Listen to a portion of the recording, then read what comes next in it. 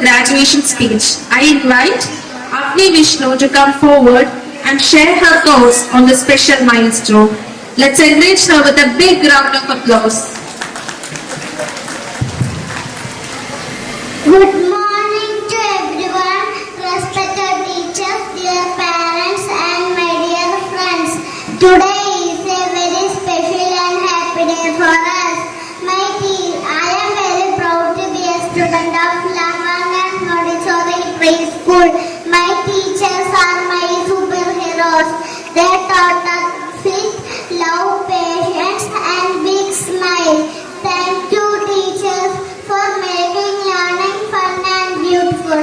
I thank our school drivers for bringing us safely every day. I thank our dear aunties for caring for us like one family. Our school is not just a school, this is our second home.